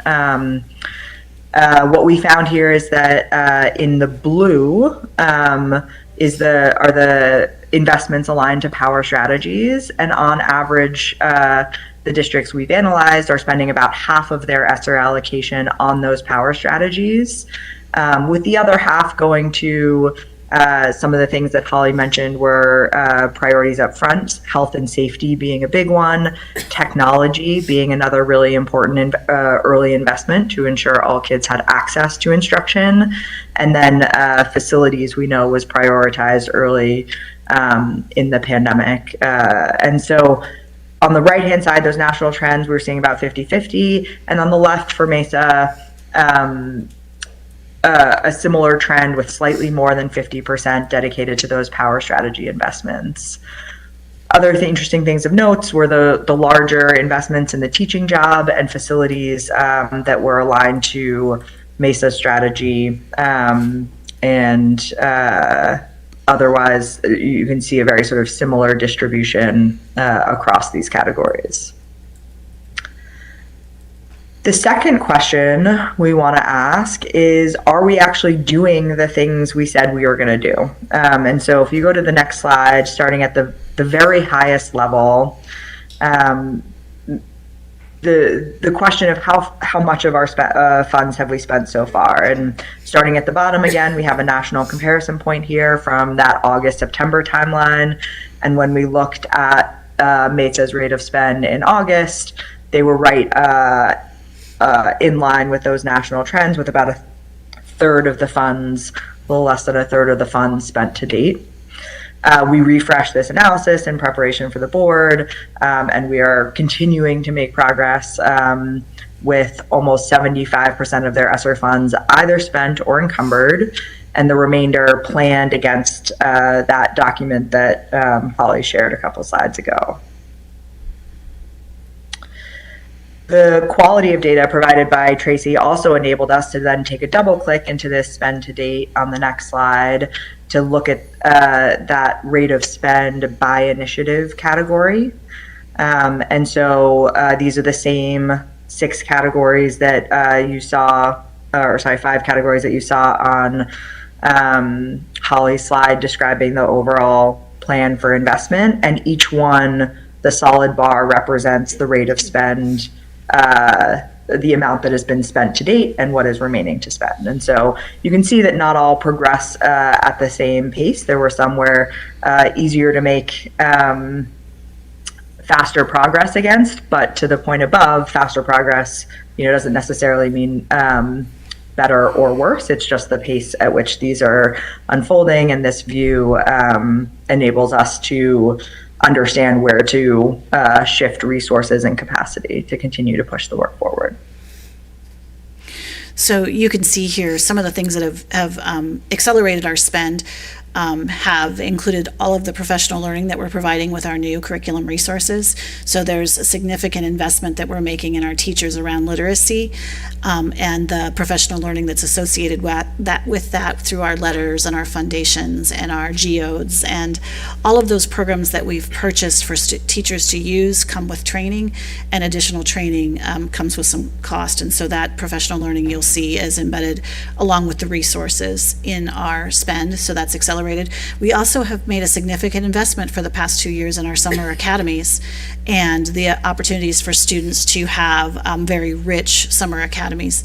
As we talk about how we have spent the money, summer has been a large driver for the money that we have invested in our students to help them fill some gaps, but also to reconnect them with their communities, with their teachers, with their fellow students. So we've seen that. We do continue to see some spending slow down, not slow down, but just take a little longer. The supply chain situation is alive and well. That's not something that's gone away yet for us. I shared a story with Scott a couple weeks ago. Tracy Ryan was at a training, and she met a district official from one of our neighboring districts, and they said, "Would you please tell Scott Thompson to stop buying HVACs? We can't get one in the state because Mesa has bought them all." And I told Scott, you might not want to go to the next meeting then, because we've bought them all, apparently. So that's a significant investment that we're making. They are coming in quickly now, but it has taken a while because when we ordered them, the time to come in has been very lengthy. Something as simple as picnic tables that I've been ordering for schools, it's got a 29 to 40 week turnaround on picnic tables. So just give you an idea of how long things are taking, HVAC included. So, but it has really picked up in the last month and a half, and we'll see that spend go up significantly as those resources start to come in. Could I ask a question on this, as long as the slide's up? School innovation grants are something I think the board really supports. Very, very exciting. It says only 13% are spent, and in that category, it looks like 36 of 26 million are being spent. Is there more that could be used by schools in innovative grants, or anything that can be done to help them spend it faster? What, are they going to do it in the summer? Could you tell us a little bit more? Sure. That's another one of those that's taking a little while. For many of them are construction projects, greenhouses, the farm at the barn at Kerr, and so they're taking some time to line up the contractors, get the quotes, and all of that. They're all in progress. They're just, the money hasn't been spent yet, but they all are actively. I just approved a furniture purchase for a makerspace last week, so they're all going. It's just taking a minute to get all the quotes in from all the vendors and get that going. So I'm confident there's not extra money there. They are moving on the money that has been allocated.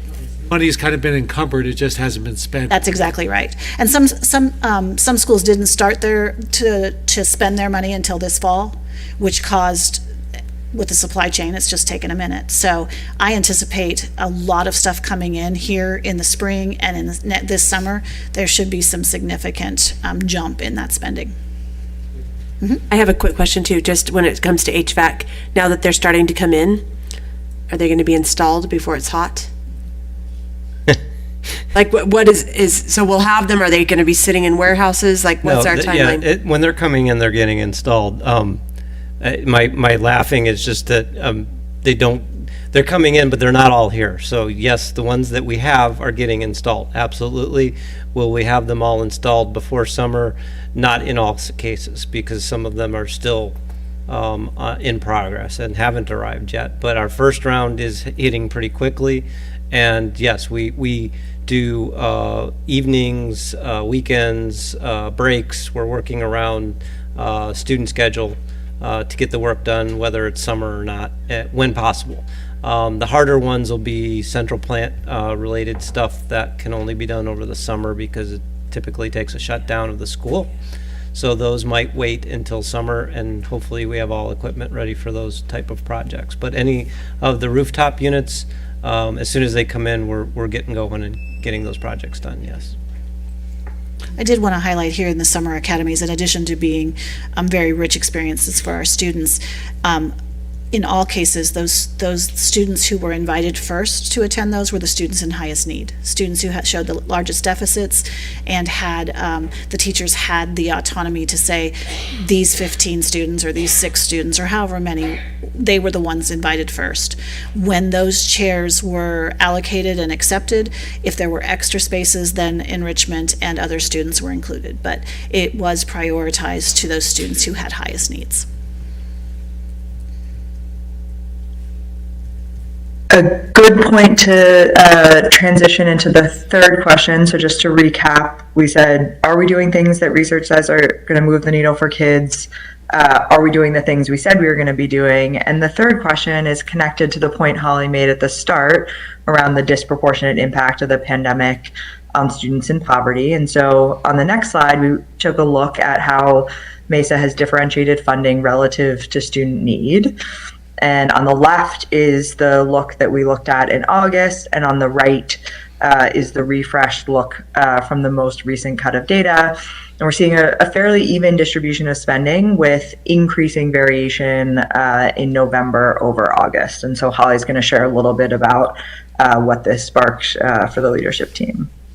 So immediately we went to the dots way up there high and said, okay, why is there such high spending at those schools? What we learned is those are most likely the schools that had HVAC projects, because those are very expensive and they're tagged to the school that they go to. So you'll see some higher spending there.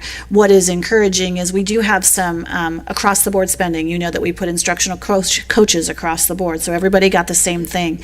But we are seeing those schools who asked for innovation grants and have started to spend it, they're inching up. And that's the difference that you see from August to November. You see that the spending is starting and that they're getting what they've asked for is starting to come in, and that payment has happened. So we took a look at that. We also asked ourselves, how can we make sure that we're paying attention to this? It's just a new lens to look at it, to say, okay, let's make sure that those students in the highest need in those high poverty schools are moving on their projects. So between Tracy, Ryan, and Linda Dorsch, they really took a deep dive into where are all those projects, where are those innovation grants happening, and what can we do to support.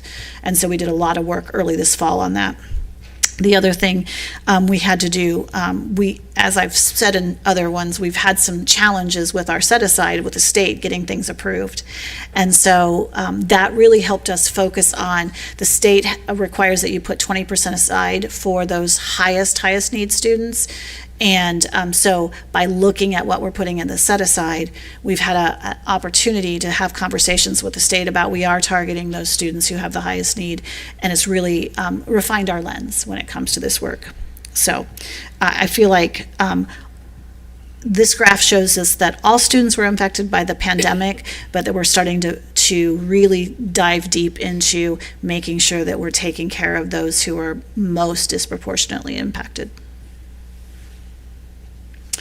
And then on the next slide, one final, to Dr. O'Reilly's question, is about how many schools applied for innovation grants.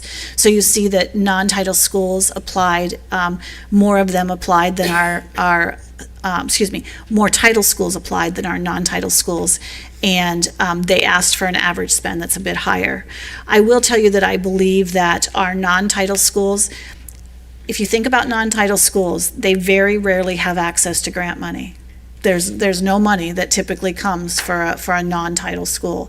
So many of them took advantage of this opportunity to do some things that, that's why you see a higher percentage of those schools applied, I believe, because they had the opportunity to do something different for their students and to really to take a look at what their needs were for their students. Just because you're a non-title school doesn't mean you don't have high need students.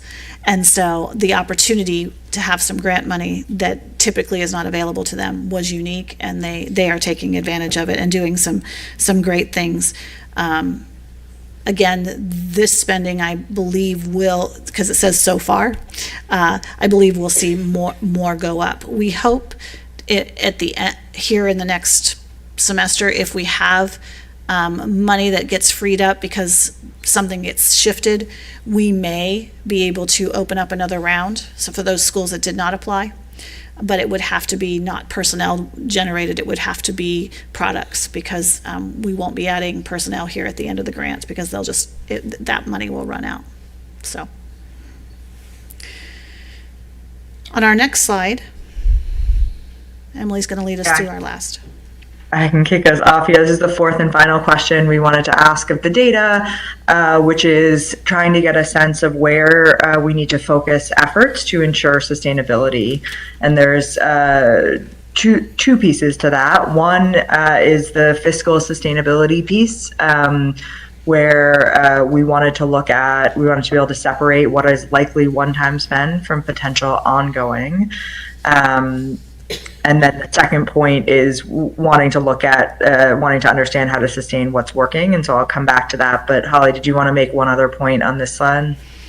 Yes, we did take a look at this, and remember that we have a commitment to you that in February we'll be coming to you with the beginning of the conversation about how we're going to make these transitions into our budget process, whether it's a plan to move it into the budget process this year or next.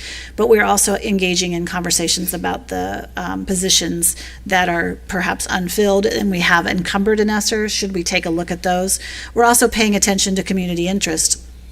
One of the examples up here is Mesa Virtual Campus, which we know when the pandemic was raging, for lack of a better word, there was a lot of activity at Mesa Virtual Campus. As the pandemic has lessened, we see that enrollment dropping. So one of the conversations we're having is what's the right size for Mesa Virtual Campus moving forward?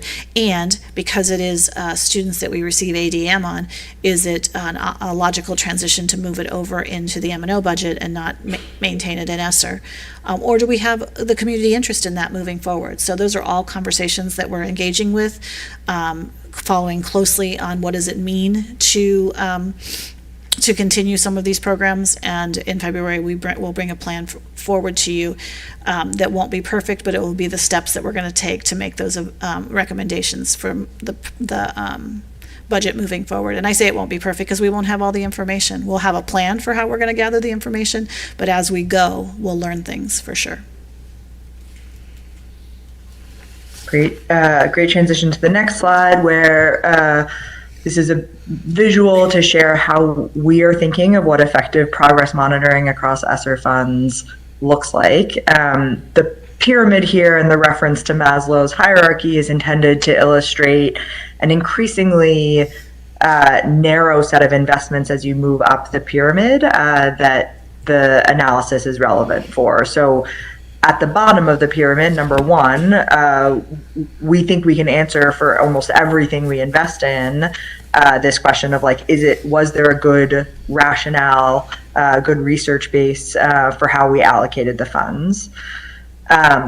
Then for most of those, we can say, did we actually implement our plans? There are maybe some that stalled out before they even got to implementation phase, in which case those funds get reallocated. But for the set that we're moving forward with, we can look at how many positions are hired, how many HVAC units installed, et cetera.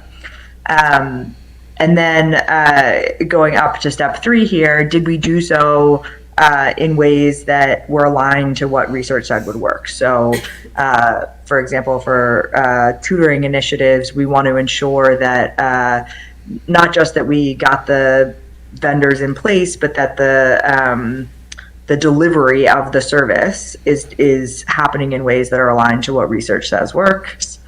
And then at the very top, for a small subset of initiatives, do we actually think you can do an analysis to say, did it actually attain the results we expected? And it's not that you can't ever do that analysis, but we're talking about in the timeline by which we need to make decisions on ESSER funds that are sustained or not. We think that's going to be a very small percentage of the overall ESSER bucket. So Scott, I'll turn it over to Scott here to talk a little bit about process and where in that process we think we'll be able to look at progress against the plan. Thank you, Emily. So next slide. So two things I want to say about this is, one, context matters. And ERS has been an incredible partner to help us understand the context of these decision making. So we've used the word unprecedented a lot this evening, but ESSER is unprecedented.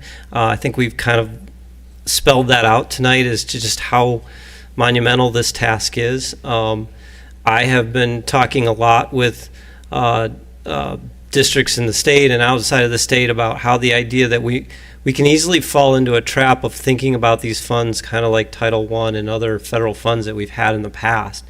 Those funds tend to be with us systemically. These funds are not.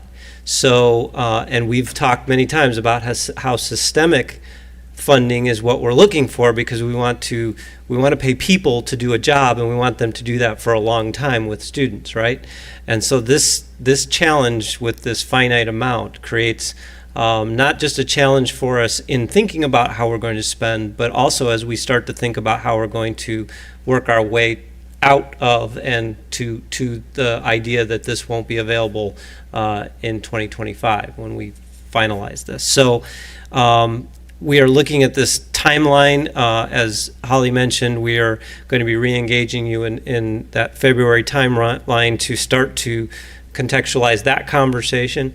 But what's most important to all of this is you can't talk very well about where you're going if you don't know where you've been, right? And so thank you to ERS, and thank you that we are so fortunate to be part of this national conversation. We have benefited in so many ways, both by them helping us get through some of the grant process and just having the ability to think about this, and then also to put it in the context of what they're seeing nationally. So these progress checks are next steps. You can see a timeline there, and it's just really about how we continue this discussion. And this is really the midpoint of a very large discussion we've been having for some time, but to give you some sense of where we've been, how we've contextualized what we're doing, and what we think we're going to do next. This has helped me think about the HVAC work. We weren't really looking through the lens of some of these measurements, and you kind of saw those outliers pop up, and we went, wait a minute. So I went back and made sure we reviewed every single project we've been doing through the lens of the high poverty schools. And I'm very proud to say most of them had work done within the last 5 years. So they would not be schools that we would spend these dollars on, because they do have newer units. But we need that story, and we need that understanding before we make future decisions. Now, in the second round, as we're looking at those projects have a lot of, they're not they're not the first round of high priority, so there's a lot of equity in them. So now we have this lens to add to the conversation that maybe there are some next level of HVAC unit replacements that we need to look at through the lens of property. So that's just something this has brought to the table that we weren't really paying attention to when we got started. So we'll continue that conversation, and we'll bring that back to you in February as we start to think how we're going to offload and make sustainable in our regular budget the things that we care and learned most about through this process. What I've challenged everybody with is the idea that let's take the example of our instructional coaches. That's been brought up several times in our meetings. The cost of that, if we say that the cost of that is $7 million, and we say, well, we don't want to have $7 million impact to our budget when ESSER is gone. So what do? But we really want to keep this thing. So maybe we start to phase it out. Well, if we phase it out, then we have to take $3.5 million, absorb that into our operating budget or some other funds that might be available to support it. Doesn't necessarily mean it's just our operating funds, but we have to identify that.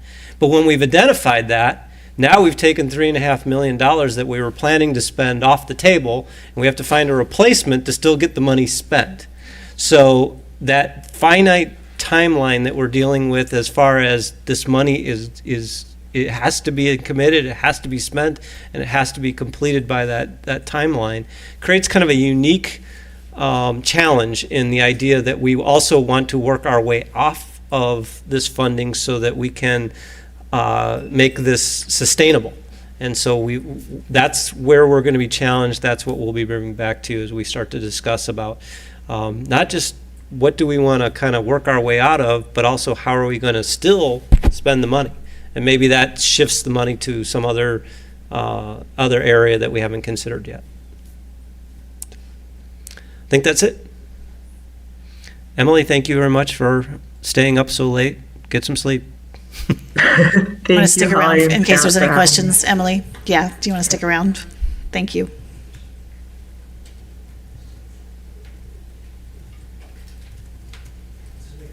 Like the focus on equity and looking where is the highest need and addressing the highest need. That's always been, I think, a major thing the board has been very interested in. And I look forward to seeing the plan of how we're going to not have a fiscal cliff, but I was calling it a glide path or some way that we adjust to this and it doesn't reverberate throughout the whole system as a big explosion, but something we adjust to. So I'm looking forward to thank you for the first, and I'm looking forward to the second. I think that progress check about knowing how to evaluate these things, has it been successful? Because some of them have been nice to haves, and some of them have really become essential to our district and the work we do. And so I think that will be a really, I remember hearing a poem one time that said, "Now little luxury, don't you cry, you'll be a necessity by and by." And stuff. And I think so we've had the opportunity of a few educational luxuries that Mesa Public Schools has not had for decades, and evaluating which of those things really have moved the needle in student achievement is really important. So that's going to be a big ask, because we've really had the opportunity to explore some great things. So, all right, any other questions or comments? This was a lot of work. Thank you, and thank you to our partner, and thank you for her staying with us this long. That was great. My pleasure. Oh, there you are. Thank you, Emily. Thank you, Holly. Wow. I also loved seeing how we stacked up against other districts. Wasn't that interesting to watch and look? Because in Arizona, we know we don't really have a peer in this. And so that was really helpful to see the way that we stack up with other districts. That's been the most fun of being part of this network, is like-sized districts and seeing where we're at. We're like one of the smallest in this group, and it was shocking to me to be, we never walk in a room and be the smallest. So, but we had more money than many, because that's what Emily was sharing, is in that group, nationally, but in that group also, our poverty is higher, even though we are like-sized. So we had more money than they did, even though we had fewer students. So that was an interesting learning that Scott and I had also. So it's been fascinating to see how they've helped us, and individual members of that network have helped us with language to get things through the grant. So it's been just very, very valuable experience. Everybody's favorite item is item 13. Do I have a motion for adjournment? Moved. Thank you, Mrs. Ellingson. Do I have a second? I'll second. Thank you, Mrs. Sears. Mrs. Head will call for our vote.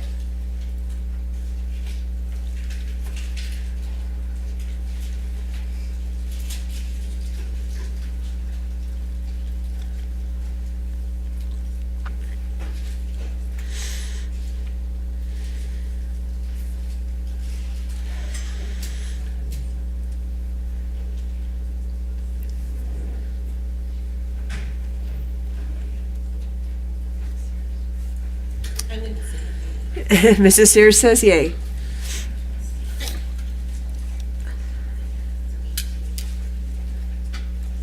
That vote passes 5-0. We are adjourned. Thank you.